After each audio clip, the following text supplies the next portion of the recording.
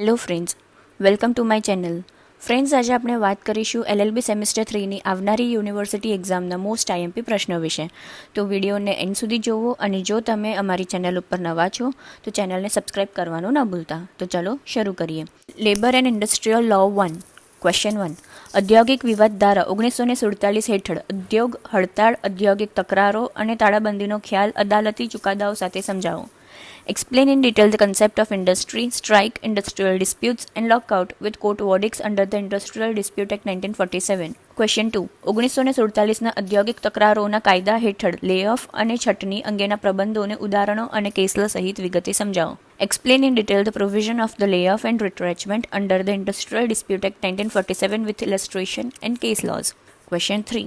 ગુજરાત ઔદ્યોગિક સંબંધક ધારા 1946 હેઠળ સામૂહિક સોદાગીરી અંગેના ખ્યાલની ચર્ચા કરો. Discuss the concept of collective bargaining under the Gujarat industrial relation act 1946. Question 4. ઉદ્યોગિક વિવાદ ધારા 1947ના હેતુઓ અને કારણો વિશે વિગતવાર ચર્ચા કરો. Explain in detail the objects and causes of the industrial dispute act 1947. Question 5.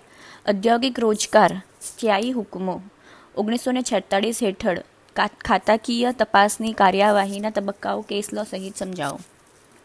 Stages of departmental inquiry with case laws under the industrial employment act 1946. Question 6.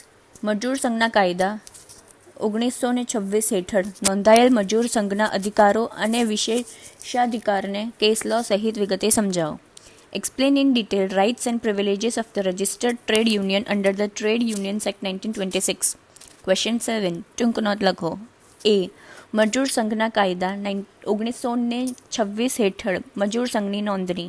Registration of trade union under the trade unions act 1926. B. ઔદ્યોગિક વિવાદ ધારા 1947 હેઠળના વિવિધ સત્તામંડળ. Authorities prescribed under the industrial dispute act 1947. C. મજૂર સંઘોના કાયદા 1926 હેઠળ ભારતમાં મજૂર સંઘ ઇતિહાસ. History of the trade unionism under the trade unions act 1926. D. 1946ના ઔદ્યોગિક રોજગારના કાયદા હેઠળ સ્થાયી હુકમો. Standing orders under the industrial employment act 1946. Friends, જો તમને કોઈ બીજો ક્વેશ્ચન હોય તો તમે કમેન્ટ સેક્શનમાં પૂછી શકો છો અને આ વિડીયોને લાઇક કરો, વધારેમાં વધારે શેર કરો અને અમારી ચેનલને સબસ્ક્રાઈબ કરવાનું ન ભૂલતા.